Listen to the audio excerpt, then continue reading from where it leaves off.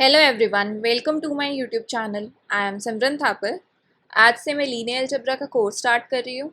सबसे पहले आज हम टॉपिक पढ़ेंगे सिस्टम ऑफ लीनियर इक्वेशंस। ये जो लेक्चर्स मैं आपको पढ़ाऊँगी ये इन सभी एग्जाम्स के लिए काफ़ी बेनिफिशियल रहेंगे। सबसे पहले मैं आपको ये बता देती हूँ कि आपको इन लेक्चर्स में क्या मिलने वाला है। मैं डेली 5 क्वेश्चंस पोस्ट करा करूँगी इसी चैनल के कम्युनिटी टैब में 9 AM पर, और इसके मैं सोल्यूशन प्लस कंसेप्ट दोनों ही डिस्कस करा करूँगी। 9 PM पर मैं वीडियो अपलोड करूँगी। और मुझे आप सबसे क्या चाहिए कि आप उन क्वेश्चंस को पूरे 12 आवर्स आपके पास रहेंगे, उसमें आप इन क्वेश्चंस को ट्राई कीजिए और अपना जो भी रिस्पॉन्स है वो कमेंट सेक्शन के थ्रू दीजिए। और मेन थिंग जो मुझे आप सबसे चाहिए वो है कंसिस्टेंसी। अगर आप लोग डेली प्रैक्टिस करेंगे, कंसिस्टेंट रहेंगे अपनी पढ़ाई में, तभी आपका एग्ज़ाम आप बेहतर तरीके से परफॉर्म कर पाएंगे। अब हम आज का टॉपिक डिस्कस करते हैं। सो टुडेज टॉपिक है सिस्टम ऑफ लीनियर इक्वेशंस। नाम से ही पता चलता है कि हमारे पास एक सिस्टम गिवन होगा जिसमें कि लीनियर इक्वेशंस होंगे। तो वो किस तरीके से दिखेगा? a11x1 plus a12x2 so on till a1n xn equal to b1, a21x1 plus a22x2 so on till a2n xn is equals to b2। यहाँ से हमारे पास क्या आ जाएगा? an1x1 plus an2x2 so on till amn xn equal to bn। Clearly हमारे पास यहाँ पर number of equations कितनी given है? m। वेरिएबल्स कितने हैं? यानी कि वेरिएबल्स हमारे क्या है? x1 x2 so on till xn means number of variables is equals to n। अब इस सिस्टम को हम क्या कर सकते हैं? मैट्रिक्स फॉर्म में कैसे रिप्रेजेंट कर सकते हैं? a11 a12 so on till a1n a21 a22 so on till a2n an1 an2 so on till amn। और यहाँ पर जो वेरिएबल्स का वेक्टर है वो आ जाएगा means x1 x2 so on till xn, क्योंकि हमारे पास वेरिएबल n है। This is equals to constant vector आ जाएगा b1 b2 so on till bm। अब जो हमारे पास ये मैट्रिक्स है वो A मैट्रिक्स है। This is X matrix, this is B। इस A मैट्रिक्स को कहा जाता है कोफिशिएंट मैट्रिक्स।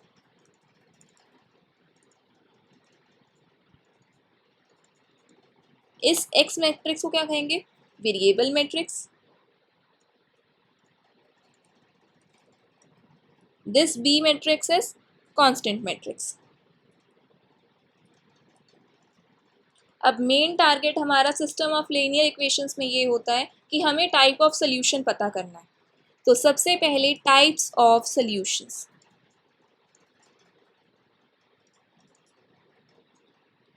सोल्यूशंस हमेशा हमारे पास दो टाइप के होंगे, कंसिस्टेंट।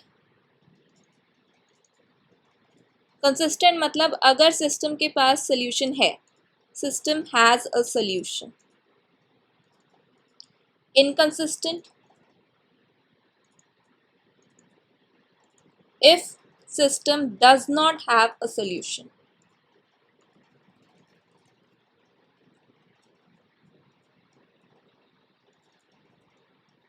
कंसिस्टेंट आगे दो टाइप के होंगे, या तो सोल्यूशन यूनिक हो सकता है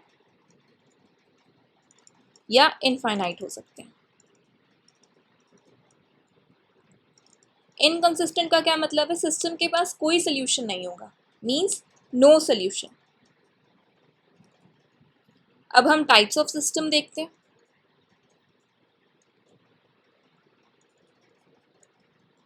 टाइप्स ऑफ सिस्टम भी हमारे दो टाइप के रहा करेंगे। एक हमारा होगा होमोजीनियस और दूसरा होगा नॉन होमोजीनियस। सिस्टम को कैसे रिप्रेजेंट करते हैं? Ax equal to B. अगर ये कांस्टेंट मैट्रिक्स B हमारा 0 है तो वो होमोजीनियस होता है, अगर वो नॉन ज़ीरो है तो सिस्टम जो हमारा होता है वो नॉन होमोजीनियस होता है। अब होमोजीनियस में सोल्यूशन किस टाइप के हमारे हो सकते हैं? यूनिक हो सकता है सोल्यूशन, या इनफाइनाइट हो सकता है। इसमें नो सोल्यूशन कभी नहीं बनेगा। उसका एक एग्जांपल देख लेते हैं। x plus Y equal to zero, 2x plus 3y equal to zero, ये एक हमारा सिस्टम है। इसमें सोल्यूशन हमारा हमेशा एग्जिस्ट करेगा जो कि x इक्वल टू ज़ीरो और y इक्वल टू ज़ीरो होगा। तो नो सोल्यूशन तो इसका कभी भी नहीं फॉर्म होने वाला। तो इसीलिए होमोजीनियस सिस्टम के पास सोल्यूशन जब भी होगा वो या तो यूनिक होगा या इनफाइनाइट होगा। होमोजीनियस में हम कभी भी नो सोल्यूशन की बात नहीं करेंगे। और जो नॉन होमोजीनियस होता है उसमें तीनों टाइप के हो सकते हैं। Either solution can be unique, और it can be no solution, और इनफाइनाइट सॉल्यूशंस।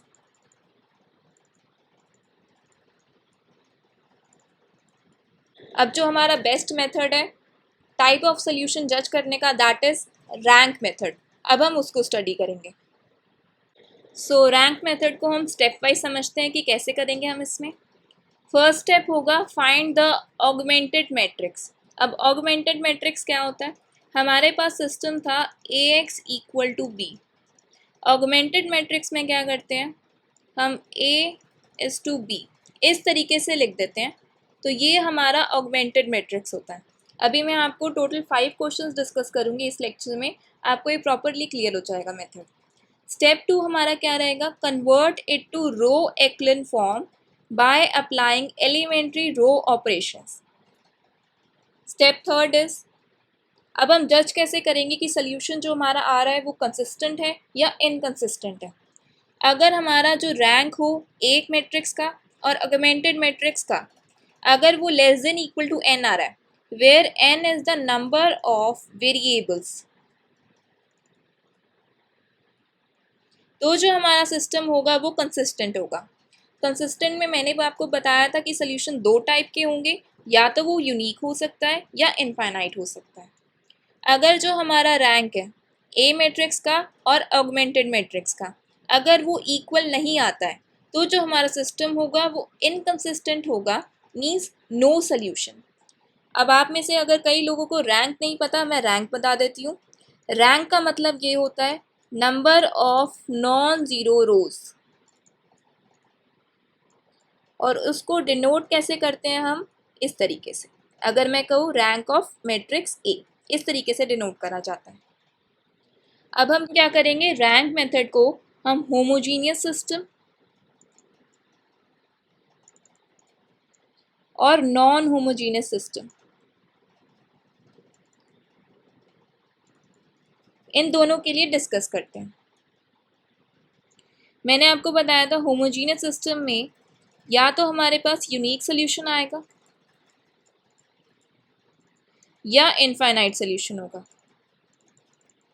अब यूनिक सोल्यूशन कब आएगा, अगर जो हमारा मैट्रिक्स है उसका रैंक n आता है तो उसके पास यूनिक सोल्यूशन होगा। इसको हम एक डिटर्मिनेंट की कंडीशन से भी चेक कर सकते हैं। अगर डिटर्मिनेंट नॉन ज़ीरो आ जाए तो हम डायरेक्टली क्वेश्चन में कह सकते हैं कि यूनिक सोल्यूशन है। ये ट्रिक आपकी कुछ क्वेश्चंस में अप्लाई हो जाएगी। इनफाइनाइट सोल्यूशन के केस में क्या होगा, अगर मैट्रिक्स ए का जो रैंक है वो लेस देन n आ रहा है, n यहाँ पर नंबर ऑफ वेरिएबल्स को डिनोट करता है, तो उसके पास इनफाइनाइट सोल्यूशन होंगे सिस्टम के पास। अगर इसमें डिटर्मिनेंट ज़ीरो आता है, ये कंडीशन होती है। अब नॉन होमोजीनियस में आपके 3 केसेस बनने वाले हैं, या तो सिस्टम के पास यूनिक सोल्यूशन होगा, नो सोल्यूशन होगा, या इनफाइनाइट सोल्यूशन होंगे।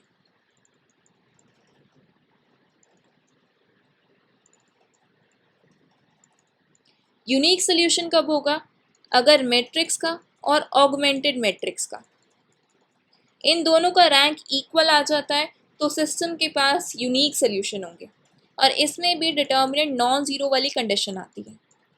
नो सोल्यूशन कब होगा, अगर हमारा मैट्रिक्स और ऑगमेंटेड मैट्रिक्स इन दोनों का रैंक इक्वल नहीं आता है तो उस केस में नो सोल्यूशन होता है।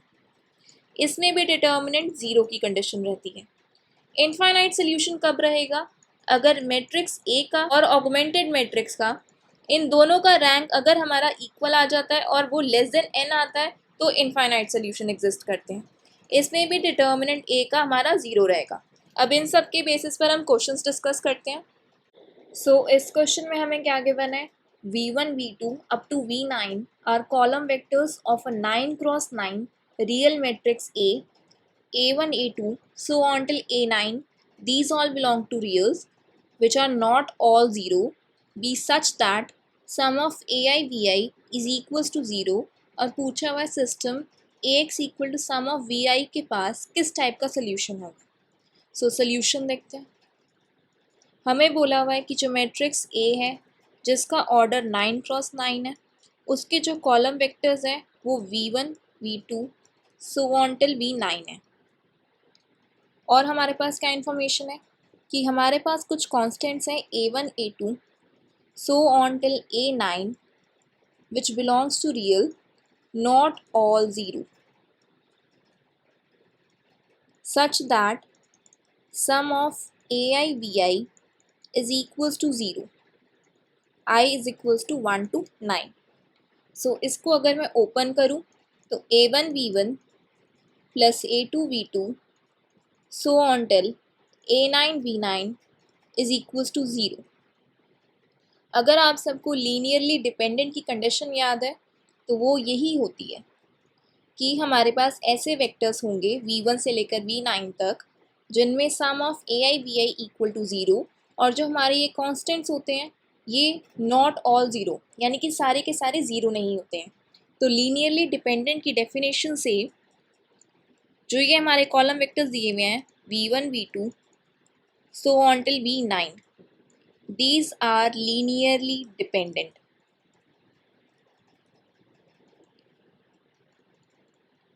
अब इसका क्या बेनिफिट होगा? मैं काउंटर एग्जांपल के लिए एक ऐसा मैट्रिक्स लेना चाह रही हूँ तो v1 v2 so on till v9 these are linearly dependent. हमें पता है कि अगर हमारे पास कोई सेट लीनियरली डिपेंडेंट है और अगर उसमें मैं एक वेक्टर ज़ीरो भी ले लूँ तो भी वो सेट लीनियरली डिपेंडेंट रहता है। तो अब एक मैं ऐसा ही मैट्रिक्स फॉर्म करती हूँ जिसमें v1 तो मैं 1 0 0 सो ऑन टिल 0 ले लेती हूँ, रिमेनिंग वेक्टर्स मैं ज़ीरो वेक्टर्स ले लेती हूँ इस तरीके से 9 क्रॉस 9। और हमारे पास एक एडिशनल इंफॉर्मेशन क्या थी कि sum of ai vi is equals to 0। तो यहाँ पर हम क्या करते हैं, इसको इक्वेशन 1 कह देते हैं।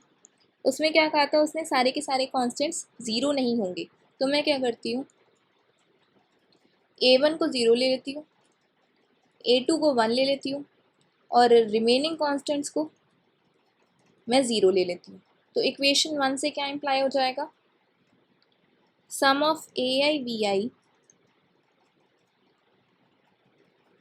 यहाँ पर 9 आएगा, क्रॉस चेक करें तो a1 v1 a2 v2 so on till a9 v9 is equals to 0 into v1 plus 1 into v2 so on till 0 into v9। अब यहाँ से ऑब्जर्व करें तो v1 v2 so on till v9, v2 हमारा 0 ही है तो यहाँ से 0 आ जाएगा, ये कंडीशन भी सेटिस्फाई हो रही है। अब हमारे पास सिस्टम है ax is equals to sum of vi, i is going from 1 to 9। इसको एक बार लिख लेते हैं 1 0 सो ऑन टिल 0 0 0 और यहाँ से ये 0।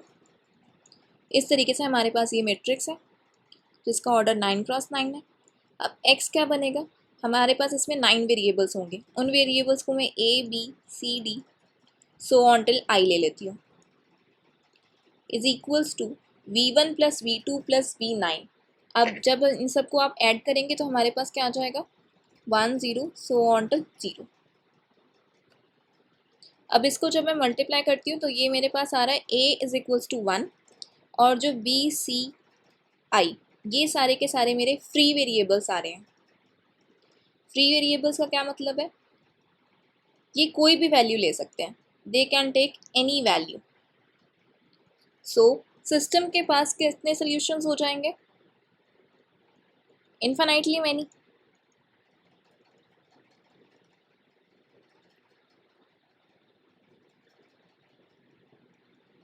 अब हम ऑप्शन जाके देखते हैं। तो यहाँ से हमारा करेक्ट ऑप्शन बनेगा ऑप्शन डी, क्योंकि हमारे option A B C discard हो रहे हैं। So answer is option D. Let us discuss next question. So इस क्वेश्चन में भी हमें system of linear equations given है x1 x2 x3 में, इस तरीके से रिप्रेजेंट करा हुआ है, और हमें बोला हुआ है अल्फ़ा और बीटा रियल नंबर्स हैं, और टाइप ऑफ सोल्यूशन हमें फाइंड करना है इस सिस्टम के लिए। सो सोल्यूशन देखते हैं। सबसे पहले गिवन सिस्टम हमारे पास नॉन होमोजीनियस सिस्टम है, क्योंकि ये ए एक्स इक्वल टू बी ये होता है, और बी क्लियरली यहाँ पे नॉन ज़ीरो है। सो नॉन होमोजीनियस सिस्टम में हमारे पास कंडीशंस क्या रहती हैं? यूनिक सोल्यूशन के लिए मैट्रिक्स ए और ऑगमेंटेड मैट्रिक्स का रैंक अगर इक्वल आए और वो नंबर ऑफ वेरिएबल्स के ही इक्वल आ जाए, तो उस केस में हमें यूनिक सोल्यूशन मिलता है। सेकंड, अगर मैट्रिक्स ए और ऑगमेंटेड मैट्रिक्स का रैंक इक्वल आ जाए और नंबर ऑफ वेरिएबल्स से छोटा है, तो वहाँ पर हमें इन्फिनाइटली मेनी सोल्यूशंस मिलते हैं।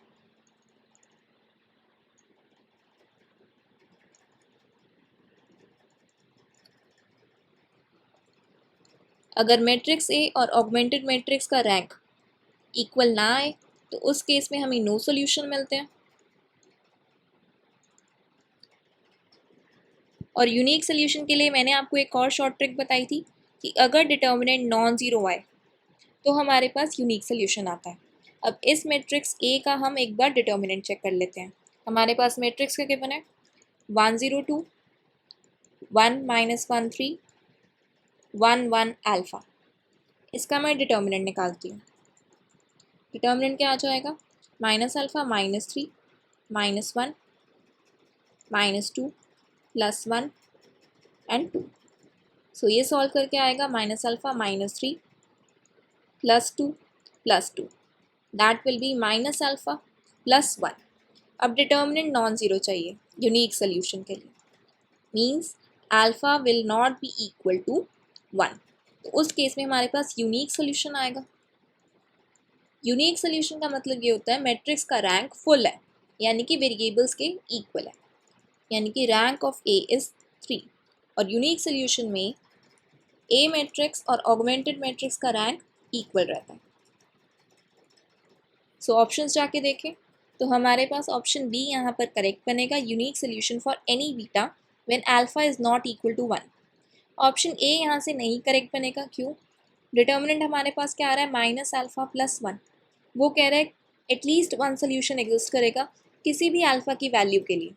अल्फ़ा की वैल्यू अगर मैंने 2 ले ली तब भी मेरे पास डिटर्मिनेंट -1 आ रहा है, मीन्स नॉन ज़ीरो आ रहा है, तो तब भी यूनिक सोल्यूशन एग्जिस्ट करेगा। ऑप्शन ए भी डिस्कार्ड हो गया, ऑप्शन सी और डी भी इसी तरह डिस्कार्ड हो गए। तो यहाँ पर हमारा आंसर बनेगा option B. Let us discuss next question. In this question, we are given system of linear equations like this, where x, y, z and t are variables and lambda is a constant. और options में हमें क्या बोला गया है? Option A और सी में अगर लैम्डा की वैल्यू 1 है तो क्या सिस्टम के पास यूनिक या इनफाइनाइट सोल्यूशंस होंगे। ऑप्शन बी और डी में बोला हुआ है कि अगर लैम्डा की वैल्यू 2 है तो सिस्टम के पास इनफाइनाइटली या यूनिक सोल्यूशन होंगे। सो सोल्यूशन देखते हैं।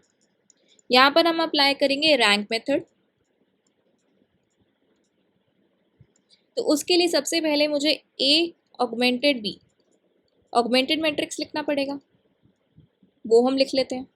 यहाँ पर सबसे पहले कॉलम में आएगा एक्स के कोफिशिएंट्स, दैट विल बी 1 2 1 1, ये एक्स के कोफिशिएंट आए। अब वाई के कोफिशिएंट आएंगे 1 0 1 -3। अब जेड के कोफिशिएंट आएंगे 0 0 1 -1। अब टी के कोफिशिएंट्स आएंगे, दैट विल बी 1 -4 0 एंड -10। और यहाँ पर मेरा आएगा बी कांस्टेंट मैट्रिक्स, जो यहाँ पर है 4 7, 5 और लैम्डा। अब इसमें हम क्या करेंगे, एलिमेंट्री रो ऑपरेशंस अप्लाई करके इसको हम एक्लिन फॉर्म में कन्वर्ट करेंगे। तो सबसे पहले हम रो ऑपरेशन लगाएंगे। R2 tends to R2 minus 2R1, R3 tends to R3 minus R1, R4 tends to R4 minus R1। तो इससे हमें क्या मिलेगा, 1 0 0, 1 minus 2 0 minus 4, 0 0 1 minus 1, 1 minus 6 minus 1 minus 11,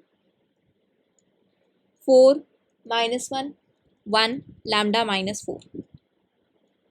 अब हम क्या रो ऑपरेशन लगाएंगे, R4 tends to R4 minus 2 times of R2, that will be 1 0 0, 1 minus 2 0 0, 0 0 1 minus 1, 1 minus 6 minus 1 1, 4 4 minus 1 1 lambda minus 2। Finally अब रो ऑपरेशन हम लगाएंगे, R4 tends to R4 plus R3। सो ये बन जाएगा 1 0 0, 1 minus 2 0 0, 0 0 1 0, 1 minus 6 minus 1 0, 4 minus 1 1 lambda minus 1। अब options पे हमें बोला हुआ है यूनिक और इनफाइनाइट सॉल्यूशंस के बारे में। Unique solution and infinite solutions.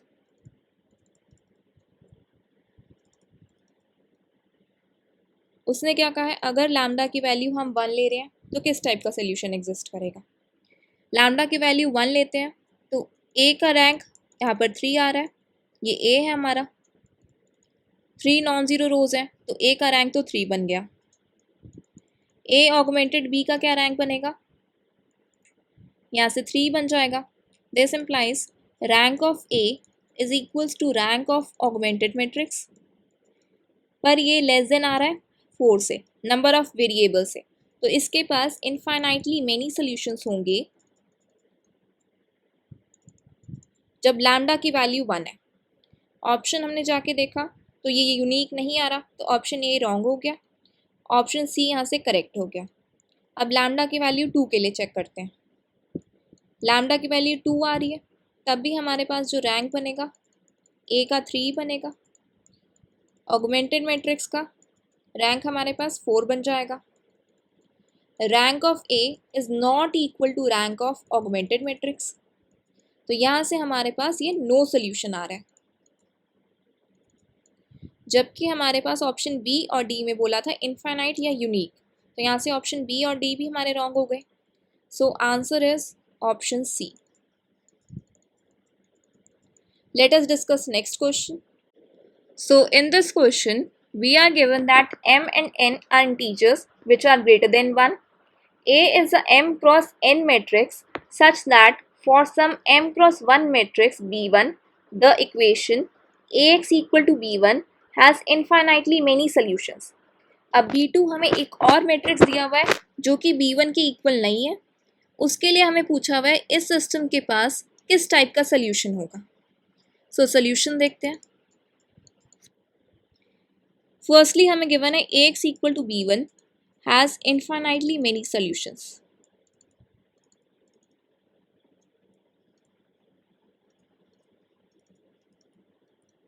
जब भी Ax इक्वल टू B1 के पास इनफाइनाइटली मेनी सॉल्यूशंस होते हैं, means rank of A is equals to augmented matrix which is less than n number of variables.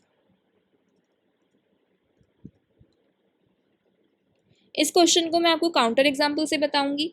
हम क्या करते हैं, हम एक मैट्रिक्स ए ले लेते हैं 1 0 0 0 0 0 और हम B1 ले लेते हैं 1 0 0। अब इसका मैं ऑगमेंटेड मैट्रिक्स बनाती हूँ Ax equal to B1।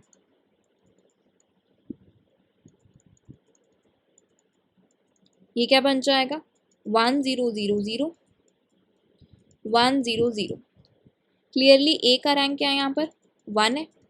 Augmented matrix का रैंक क्या है वो भी 1 है। Means rank of A is equals to augmented matrix which is less than number of variables. यहाँ पर 2 वेरिएबल्स हैं तो इसके पास इनफाइनाइट सॉल्यूशंस आ रहे हैं।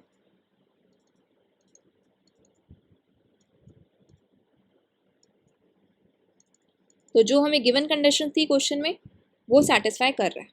अब हमें B2 के लिए पूछा हुआ है कि क्या होगा। यहाँ से मैं क्या करती हूँ B2 को मैं एक और ले लेती हूँ। B1 is not equal to B2 तो सेम मैट्रिक्स A के लिए मैं B2 को ले लेती हूँ 0 0 1। अब मैं ऑगमेंटेड मैट्रिक्स बनाती हूँ B2 के साथ। वो क्या बनेगा 1 0 0 0 0 और 0 0 1। अब यहाँ पर आप देखेंगे तो A का रैंक क्या है 1 है। ऑगमेंटेड मैट्रिक्स का रैंक क्या है 2 आ रहा है। Clearly rank of A is not equal to rank of augmented matrix means no solution आ रहा है।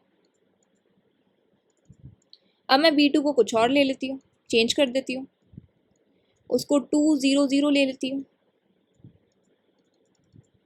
तो उस केस में क्या होगा 1 0 0 0 एंड 2 0 0। तो उस केस में मेरे पास रैंक क्या आ रहा है ए का 1 आ रहा है। ऑगमेंटेड मैट्रिक्स का रैंक क्या आ रहा है वो भी 1 आ रहा है।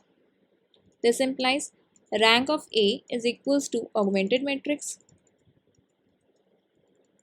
विच is less than number of variables which is 2। यानी कि इनफाइनाइट सॉल्यूशंस आ रहे हैं।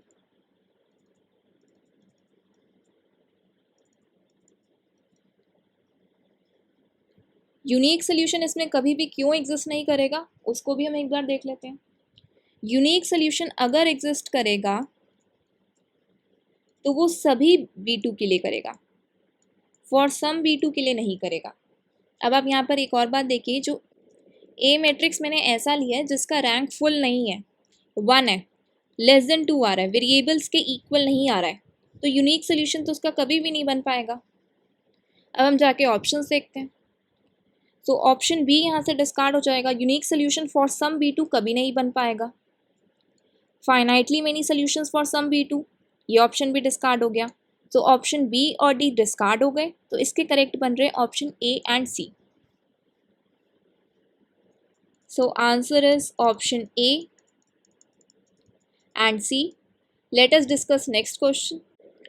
ये इस वीडियो का लास्ट क्वेश्चन है। इसमें भी हमें सिस्टम ऑफ इक्वेशंस दिया हुआ है और पूछा हुआ है कि सिस्टम कंसिस्टेंट कब होगा। सो सोल्यूशन देखते हैं। इसमें सबसे पहले हम ए ऑगमेंटेड बी ऑगमेंटेड मैट्रिक्स बना लेते हैं, जो कि हमारी लिखी जाएगी 1 1 1 1 2 2 5 m 4 3 5 k। अब इसको हम एक्लन फॉर्म में कन्वर्ट करते हैं रो ऑपरेशंस लगा के। सबसे पहले हम रो ऑपरेशन लगाएंगे R2 tends to R2 minus R1, R3 tends to R3 minus R1। So उससे हमारे पास क्या आ जाएगा 1 0 0 1 1 1 5 m minus 5 minus 1 3 2 k minus 3। Finally हम क्या रो ऑपरेशन लगा देंगे R3 tends to R3 minus R1। उससे हमारे पास आएगा 1 0 0 1 1 0 5 m minus 5 and minus m plus 4 3 2 k minus 5। Question में हमें क्या बोला हुआ है सिस्टम कब कंसिस्टेंट होगा। सिस्टम के कंसिस्टेंट होने का क्या मीनिंग है। मैंने लेक्चर के स्टार्टिंग में आपको बताया था कि या तो उसके पास यूनिक सोल्यूशन होगा या इनफाइनाइटली मेनी सोल्यूशन होंगे। यूनिक सोल्यूशन होगा तो ए और ऑगमेंटेड मैट्रिक्स का रैंक इक्वल होगा और वो नंबर ऑफ वेरिएबल्स के इक्वल होगा। यहाँ पे नंबर ऑफ वेरिएबल्स कितने हैं 3। अगर इनफाइनाइटली मेनी सोल्यूशन होंगे तो ए और ऑगमेंटेड मैट्रिक्स का रैंक इक्वल होगा और नंबर ऑफ वेरिएबल्स से कम होगा। अब हम कंडीशंस देखते हैं। ऑप्शन ए में हमें क्या बोला हुआ है, m नॉट इक्वल टू 4। अगर m 4 के इक्वल नहीं है तो रैंक जो होगा मैट्रिक्स ए का वो ऑलवेज 3 होगा, और रैंक अगर 3 आ रहा है यानी कि फुल आ रहा है, फुल रैंक, तो उसके पास यूनिक सोल्यूशन होगा, मीन्स सिस्टम कंसिस्टेंट होगा। रैंक ऑफ ए और रैंक ऑफ ऑगमेंटेड मैट्रिक्स दोनों इक्वल हो जाएंगे यहाँ से। सो ऑप्शन ए तो करेक्ट आ रहा है। ऑप्शन बी में वो कह रहा है के नॉट इक्वल टू 5। इफ़ के इज़ नॉट इक्वल टू 5 तो हमारे क्या केसेस बन सकते हैं, दो केस बनेंगे। अगर m की वैल्यू 4 है और m की वैल्यू 4 की इक्वल नहीं है, अगर m की वैल्यू 4 है तो a का रैंक क्या हो जाएगा, 2। ऑगमेंटेड मैट्रिक्स का क्या रैंक होगा, हमेशा 3, जो कि इक्वल नहीं आ रहे, यानी कि नो सोल्यूशन। और हमें बोला गया सिस्टम कंसिस्टेंट कब होगा, तो इस वजह से ऑप्शन बी यहाँ से रॉन्ग हो जाएगा। ऑप्शन सी में हमें क्या बोला हुआ है, m इक्वल टू 4। m अगर 4 के इक्वल आ जाता है तो a का जो मेरा रैंक है वो 2 आएगा। अब इसमें भी आगे कंडीशंस बन सकती हैं, अगर k की वैल्यू 5 हो जाए या k की वैल्यू 5 ना हो। अगर k की वैल्यू 5 हो जाती है तो हमारा जो ऑगमेंटेड मैट्रिक्स का रैंक होगा वो भी 2 आएगा। उस केस में तो हमारे पास इनफाइनाइट सोल्यूशन हो जाएंगे, सिस्टम कंसिस्टेंट बनेगा। लेकिन अगर k नॉट इक्वल टू 5 हो गया तो ऑगमेंटेड मैट्रिक्स का जो हमारा रैंक होगा वो 3 होगा, जो कि इक्वल नहीं आएगा, तो नो सोल्यूशन आएगा, सिस्टम इनकंसिस्टेंट बन जाएगा। तो ऑप्शन सी यहाँ से डिस्कार्ड हो गया। ऑप्शन डी में हमें क्या बोला हुआ है, k इज इक्वल्स टू 5।